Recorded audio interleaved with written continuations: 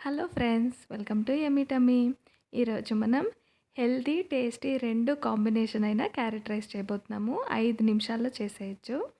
ముందుగా ఉడికించిన అన్నాన్ని 1.5 కప్ తీసుకుని ఈ విధంగా ప్లేట్లో పరుచుకోవాలండి. మనం పొద్దున్నే లంచ్ బాక్స్లో కూడా హడావిడి లేకుండా చాలా ఈజీగా చేసుకోవచ్చండి. ప్రెషర్ కుక్కర్లో రైస్ ఒకటి ఉడికించేసుకుని ఈ విధంగా పరుచుకున్నాక 1 టేబుల్ స్పూన్ ఆయిల్ వేసుకోవాలి. ఇప్పుడు దీనంతటిని కూడా ఒకసారి కలుపుకోవాలండి. మనం ఈ విధంగా చేసామంటే కనుక రైస్ మనకి ముద్దలాగా అవ్వదండి, పొడి పొడిలాడుతూ ఉంటుంది. ఈ విధంగా కలిపేసుకుని పక్కన పెట్టేసుకోవాలి. ఈలోపు కడాయిలో 2 టేబుల్ స్పూన్లు ఆయిల్ వేసుకోవాలండి. ఇప్పుడు ఒక చిన్న సైజు దాల్చిన చెక్క ముక్కను వేసుకొని 1 నిమిషం వేగనివ్వాలండి. లో ఫ్లేమ్లో పెట్టుకోవాలి. ఇప్పుడు 2 యాలక్కాయలు వేసుకుని ఒక 4 లవంగాలు వేసుకోవాలి. ఇదంతా కూడా ఒక్కసారి వేగనివ్వాలండి. మనకి మంచి అరోమా ఇస్తుంది. ఇప్పుడు ఇందులో 1/2 టేబుల్ స్పూన్ జీలకర్ర, 1 టేబుల్ స్పూను శనగపప్పు, 1 టేబుల్ స్పూను మినపప్పు వేసుకోవాలి. ఇది కాస్త వేగిన తర్వాత ఒక 4 పచ్చిమిరపకాయలు వేసుకోవాలండి. మనం ఈ పప్పులు వేసుకుంటే మనం తినేటప్పుడు పంటికి తగిలి మంచి కమ్మదనం ఉంటుందండి. మంచి టేస్టీగా ఉంటుంది. ఈ విధంగా వేగాక కొద్దిగా కరివేపాకు వేసుకోవాలి. కరివేపాకు కాస్త చిటపటలాడిన తర్వాత చిన్న సైజు ఉల్లిపాయను తీసుకుని ఈ విధంగా తరిగేసి ఇందులో యాడ్ చేసుకోవాలి. చిన్న సైజు సరిపోతుందండి. ఉల్లిపాయ తినని వాళ్ళు యాడ్ చేసుకోకపోయినా పర్వాలేదండి, అయినా సరే మంచి టేస్టీగానే ఉంటుంది. ఈ విధంగా ఉల్లిపాయ కాస్త వేగిన తర్వాత మనం తరిగేసిన క్యారెట్ 1 కప్పు తీసుకుని యాడ్ చేసుకోవాలి. పూర్తిగా తరిగేయాలండి, గ్రేట్ చేసుకోవాలి క్యారెట్ని. ఇప్పుడు ఈ విధంగా గ్రేట్ చేసుకున్నాం కాబట్టి మనకి ఉడకడానికి ఎక్కువ టైం తీసుకోదండి. ఒక 2 నిమిషాల్లో ఉడికిపోతుంది.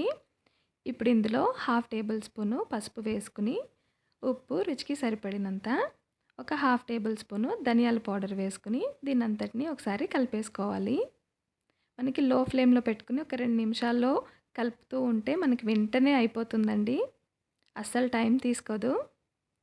ఈ విధంగా వేగాక ఇప్పుడు మనం ముందుగా పక్కన పెట్టుకున్న రైస్ని ఇందులో యాడ్ చేసేసుకోవాలి.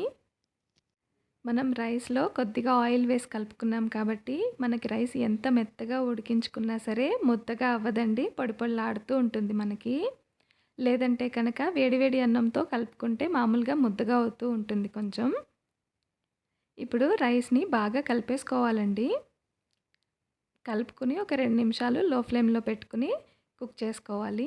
దానివల్ల రైస్కి అంతా కూడా క్యారెట్ అంతా మసాలా పట్టి మంచి టేస్ట్ వస్తుంది.